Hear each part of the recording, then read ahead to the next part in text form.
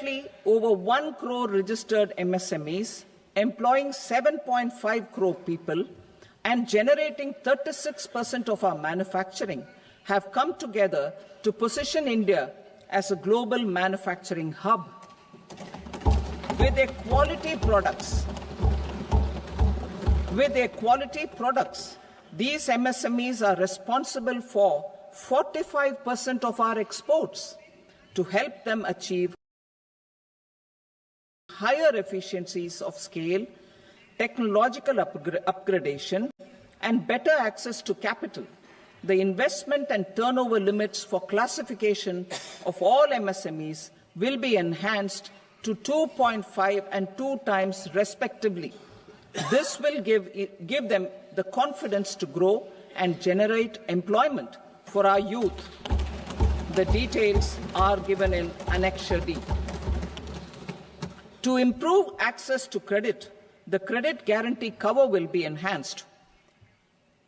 First, for micro and small enterprises from 5 crore to 10 crore rupees, leading to additional credit of 1.5 lakh crores in the next 5 years. Second, for startups from 10 crore rupees to 20 crore rupees, with the guarantee fee being moderated to 1% for loans in 27 focus sectors which are important for Atmanirbhar Bharat. And for well-run exporter MSMEs, for term loans up to 20 crore rupees. Also for the micro enterprises, we will introduce customized credit cards with a 5 lakh rupee limit for micro enterprises registered on Udyam portal. In the first year, 10 lakh such cards will be issued. Fund of funds for startups. The alternate investment fund, AIFs, for startups have received commitments of more than 91,000 crores rupees. These are supported by the fund of funds set up with the Government of India's contribution of 10,000 crore rupees. Now, a new fund of funds with expanded scope and a fresh contribution of another 10,000 crore rupees will be set up. A new scheme will be launched for 5 lakh women, scheduled castes and scheduled tribes, first-time entrepreneurs. This will provide term loans up to 2 crore rupees during the next 5 years. The scheme will incorporate lessons from the successful Stand Up India scheme. Online capacity building for entrepreneurship and managerial skills will also be organized. Measures for labor-intensive sectors. To promote employment and entrepreneurship opportunities in labor-intensive sectors, our government will undertake specific policy and facilitation measures. To enhance the productivity, quality, and competitiveness of India's footwear and leather sector, a focused product scheme will be implemented. The scheme will support design capacity, component manufacturing, and machinery required for production of non-leather quality footwear, besides the support for leather footwear and products. The scheme is expected to facilitate employment for 22 lakh persons, generate over 4 lakh crore rupees, and exports of over 1.1 lakh crore rupees. Measures for the toys sector. Building on the National Action Plan for Toys, we will implement a scheme to make India a global hub for toys. The scheme will focus on development of clusters, skills, and a manufacturing ecosystem that will create high-quality, unique, innovative, and sustainable toys that will represent the Made in India brand. Support for food processing. In line with our commitment towards Purvodaya, we will establish a National Institute of Food Technology entrepreneurship, and management in Bihar. The institute will provide a strong fillip to food processing activities in the entire eastern region. This will result in 1. Enhanced income for the farmers through value addition to their produce, and 2. Skilling entrepreneurship and employment opportunities for the youth. Manufacturing mission, furthering Make in India. Our government will set up a national manufacturing mission covering small, medium, and large industries for furthering Make in India by providing policy support, execution roadmaps, governance, and monitoring framework for central ministries and states. Details are in Annexure E. Given our commitment to climate-friendly development, the mission will also support clean tech manufacturing. This will aim to improve domestic value addition and build our ecosystem for solar PV cells, EV batteries, motors and controllers, electrolyzers, wind turbines, very high voltage transmission equipment, and grid-scale batteries. Investment as the third engine. Now I move to investment as the third engine, which encompasses investing in people, investing in the economy, and investing in innovation. Investing in people. Saksham Anganwadi and Poshan 2.0. Saksham Anganwadi and Poshan 2.0 program provides nutritional support to more than 8 crore children, 1 crore pregnant women and lactating mothers all over the country, and about 20 lakh adolescent girls in aspirational districts and the Northeast region. The cost norms for these nutritional support will be enhanced appropriately. Atal Tinkering Labs. 50,000 Atal Tinkering Labs will be set up in government schools in the next 5 years to cultivate the spirit of curiosity and innovation and foster a scientific temper among young minds.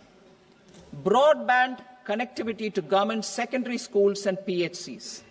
Broadband connectivity will be provided to all government secondary schools and primary health centers in rural areas under the BharatNet project. Bharatiya Bhasha Pustak Scheme. We propose to implement a Bharatiya Bhasha Pustak scheme to provide digital form Indian language books for schools and for higher education. This aims to help students understand their subjects better and in their language. National Centers of Excellence for Skilling.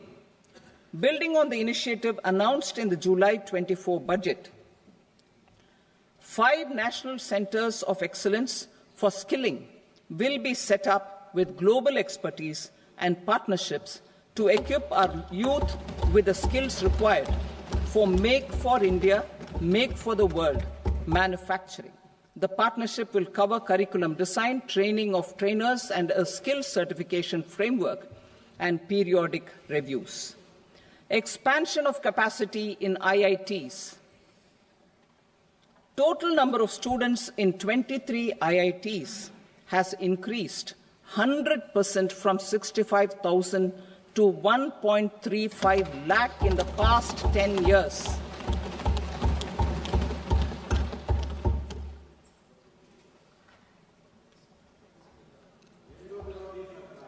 Additional infrastructure will be created in the 5 IITs started after 2014 to facilitate education for 6,500 more students.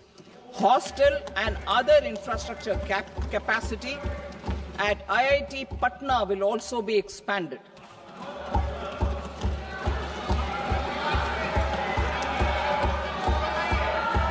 Center of Excellence.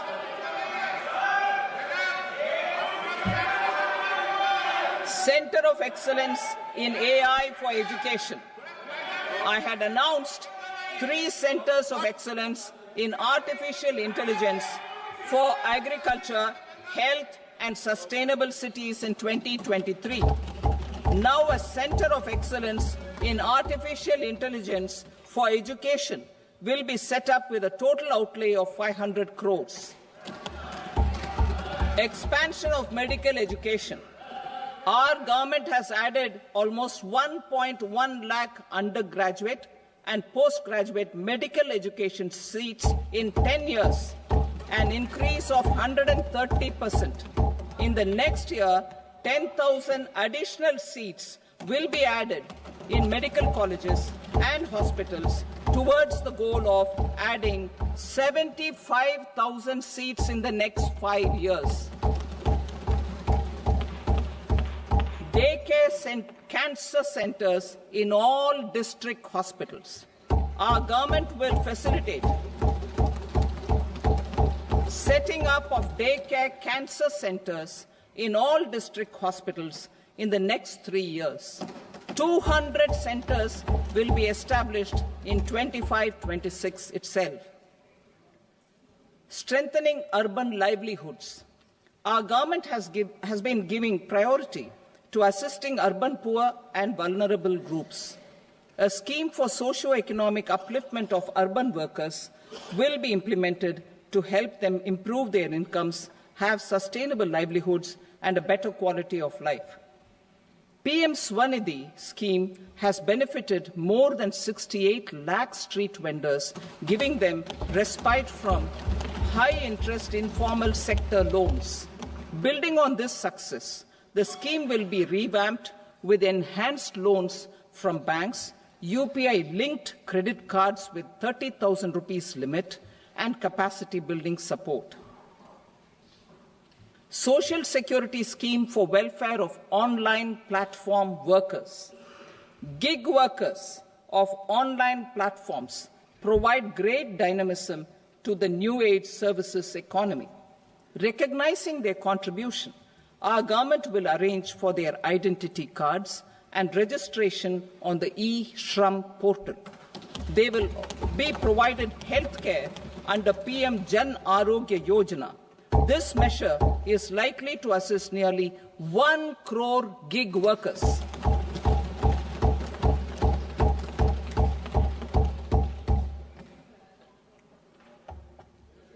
Investing in the economy. Public-private partnership in infrastructure. Each infrastructure-related ministry will come up with a 3-year pipeline of projects that can be implemented in PPP mode.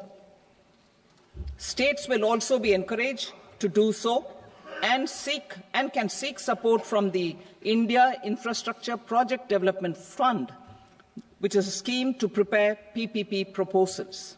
Support to states for infrastructure. An outlay of 1.5 lakh crore is proposed for the 50-year interest-free loans to states for capital expenditure and incentives for reforms. Building on the success of the first asset monetization plan announced in 2021, the second plan for 2025 to 30 will be launched to plow back capital of 10 lakh crore in new projects.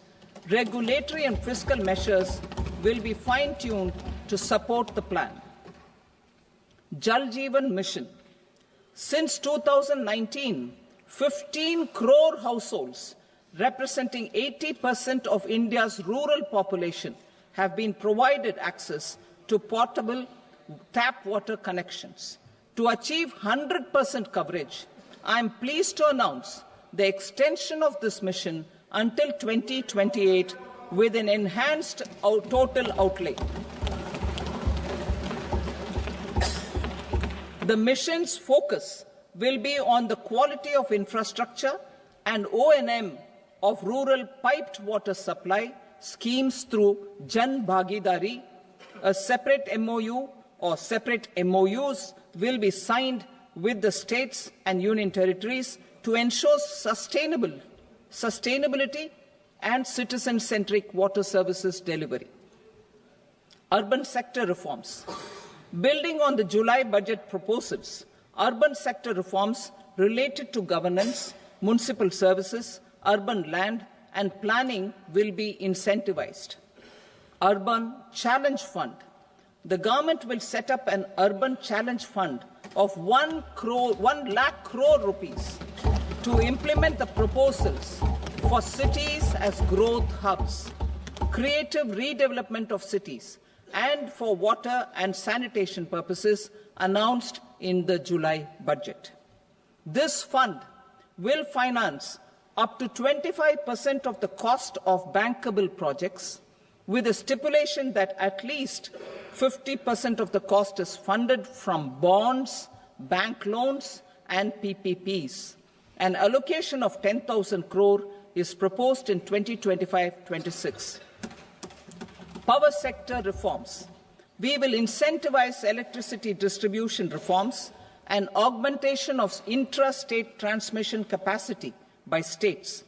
This will improve financial health and capacity of electricity companies. Additional borrowing of 0.5% of GSDP will be allowed to states contingent on these reforms. Nuclear energy mission for Vikasit Bharat. Development of at least 100 gigawatt of nuclear energy by 2047 is essential for our energy transition efforts. For an active partnership with the private sector towards this goal, amendments to the Atomic Energy Act and the Civil Liability for Nuclear Damage Act will be taken up. A nuclear energy mission for research and development of small modular reactors with an outlay of 20,000 crore will be set up. At least 5 indigenously developed small modular reactors will be operationalized by 2033. Shipbuilding. The shipbuilding financial assistance policy will be revamped to address cost disadvantages. This will also include credit notes for shipbreaking in Indian yards to promote the circular economy. Large ships above a specified size will be included in the infrastructure harmonized master list. Shipbuilding clusters will be facilitated to increase the range, categories, and capacity of ships. This will include additional infrastructure, facilities, skilling, and technology to develop the entire ecosystem. Maritime Development Fund. For long-term financing for the maritime industry, a Maritime Development Fund with a corpus of 25,000 crore rupees will be set up. This will be for distributed support and promoting competition. This will have up to 49% contribution by the government, and the balance will be mobilized from ports and from private sector. UDAN regional connectivity schemes. UDAN has enabled 1.5 crore middle-class people to meet their aspirations for speedier travel. The scheme has connected 88 airports, and operationalized 619 routes. Inspired by that success, a modified UDAN scheme will be launched to enhance regional connectivity to 120 new destinations and carry 4 crore passengers in the next 10 years. 4 crore additional passengers in the next 10 years. The scheme will also support helipads and smaller airports in hilly, aspirational, and northeast regional districts. Greenfield airports will be facilitated in Bihar to meet the future needs of the state. These will be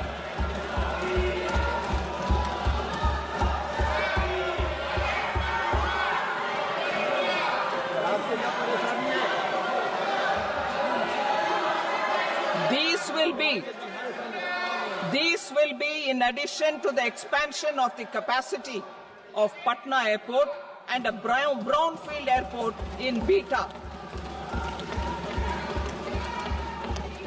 Western Kosi Canal project in Mithilanchal. Financial support will be provided for the Western Kosi Canal ERM project, benefiting a large number of farmers cultivating over 50,000 hectares of land in the Mithilanchal region of Bihar. Mining sector reforms. Mining sector reforms, including those for minor minerals, will be encouraged through sharing of best practices and institutions of a state mining index. A policy for recovery of critical minerals from tailings will be brought out. Under the special window for affordable and mid-income housing, SWAMI, 50,000 dwelling units in stressed housing projects have been completed and keys handed over to home buyers.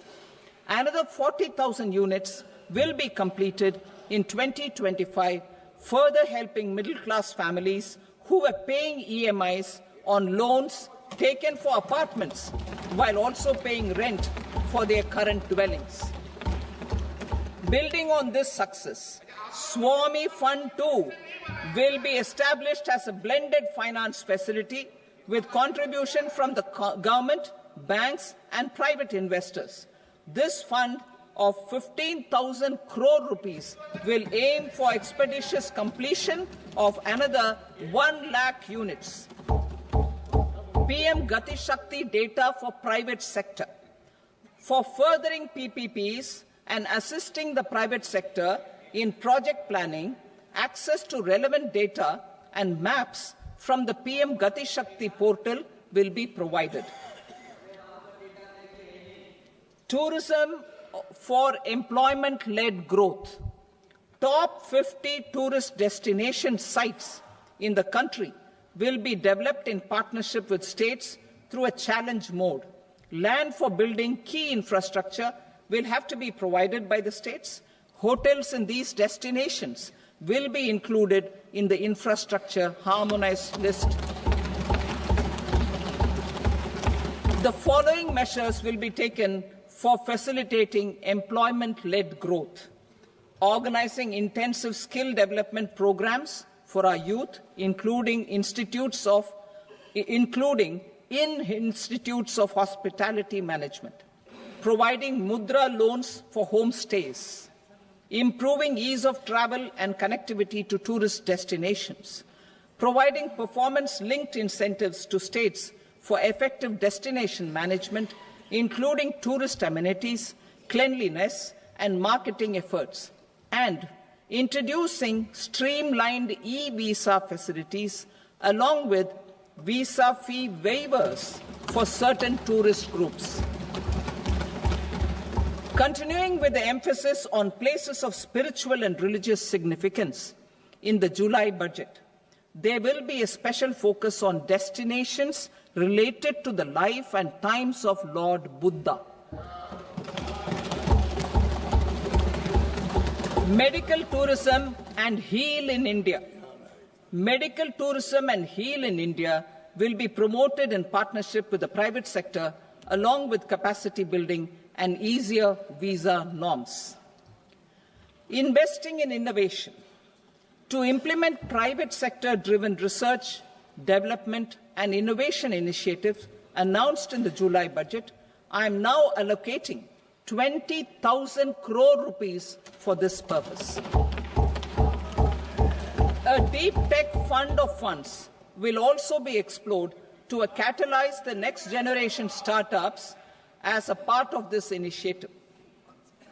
In the next 5 years, under the PM Research Fellowship Scheme, we will provide 10,000 fellowships for technological research in IITs and IISc with enhanced financial support. The second gene bank with 10 lakh germplasm lines will be set up for future food and nutritional security. This will provide conservation support to both public and private sectors for genetic resources. We will start a national geospatial mission to develop foundational geospatial infrastructure and data.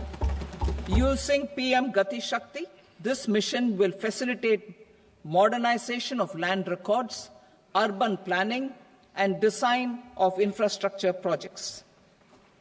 A Gyan Bharatam mission for survey, documentation, and conservation of our manuscript heritage with academic institutions, museums, libraries, and private collectors will be undertaken to cover more than 1 crore manuscripts.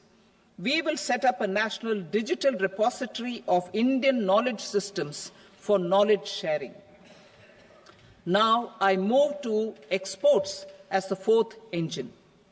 We will set up an export promotion mission with sectoral and ministerial targets driven jointly by the Ministries of Commerce, MSME, and Finance. It will facilitate easy access to export credit, cross-border factoring support, support to MSMEs to tackle non-tariff measures in overseas markets. A digital public infrastructure, Bharat Trade Net, for international trade will be set up as a unified platform for trade documentation and financing solutions. This will complement the Unified Logistics Interface platform. The BTN will be aligned with international practices. Support will be provided to develop domestic manufacturing capacities for our economy's integration with global supply chains. Sectors will be identified based on objective criteria.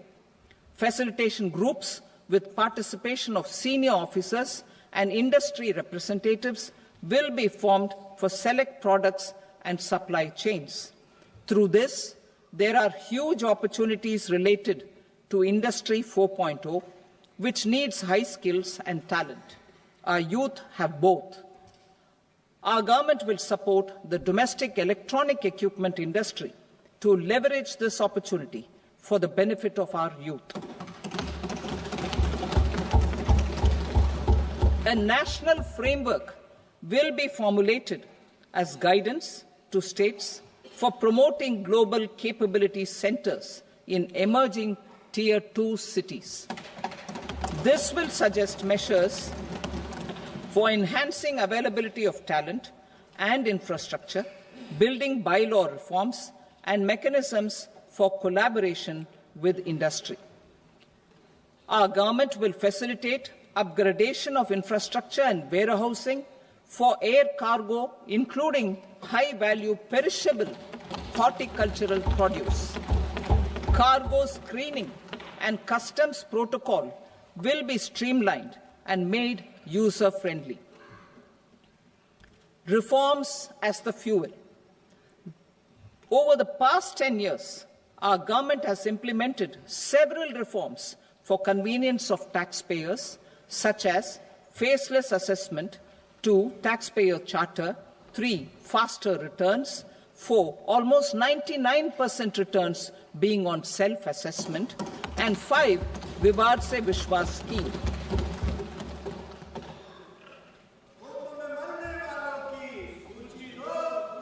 Continuing these efforts, I reaffirm the commitment of the Tax Department to trust first, scrutinize later. I also propose to introduce the new income tax bill next week. I will detail the indirect tax reforms and changes in direct taxes in Part B. Financial sector reforms. The FDI limit for the insurance sector will be raised from 74 to 100%. This enhanced limit will be available for those companies which invest the entire premium in India. The current guardrails and conditionalities associated with foreign investment will be reviewed and simplified. The services of India Post Payment Bank will be deepened and expanded in rural areas. NABFID will set up a partial credit enhancement facility for corporate bonds for infrastructure. Public sector banks will develop Grameen Credit Score Framework to serve the credit needs of SHG members and people in rural areas. A forum for regulatory coordination and development of pension products will be set up. To implement the earlier announcement on simplifying the KYC processes, the revamped Central KYC Registry will be rolled out in 2025. We will also implement a streamlined system for periodic updating. Requirements and procedures for speedy approval of company mergers will be rationalized. The scope for fast-track mergers will also be widened and the process made simpler. As proposed in the interim budget, we signed bilateral investment treaties with 2 countries in 2024 to encourage sustained foreign investment, and in the spirit of First Develop India, the current model BIT will be revamped and made more investor-friendly. In the last 10 years, in several aspects, including financial and non-financial, our government has demonstrated a steadfast commitment to ease of doing business. We are determined to ensure that our regulations must keep up with technological innovations and global policy developments. A light-touch regulatory framework based on principles and trust will unleash productivity and employment. Through this framework, we will update regulations that were made under old laws. To develop this modern, flexible, people-friendly, and trust-based regulatory framework appropriate for the 21st century, I propose 4 specific measures. A high-level committee for regulatory reforms will be set up for a review of all non-financial sector regulations, certifications, licenses, and permissions. The committee will be expected to make recommendations within a year. The objective is to strengthen trust-based economic governance and take transformational measures to enhance ease of doing business, especially in matters of inspection and compliances. States will be encouraged to join in this endeavour. An investment friendliness index of states will be launched in 2025 to further the spirit of competitive, cooperative federalism. Under the Financial Stability and Development Council, a mechanism will be set up to evaluate impact of the current financial regulations and subsidiary instructions. It will also formulate a framework to enhance their responsiveness and development of the financial sector. In the Jan Vishwas Act 2023, more than 180 legal provisions were decriminalized. Our government will now bring up the Jan Vishwas Bill 2.0 to decriminalize more than 100 provisions in various laws. I now move to fiscal policy. In the July budget, I had committed to staying the course for fiscal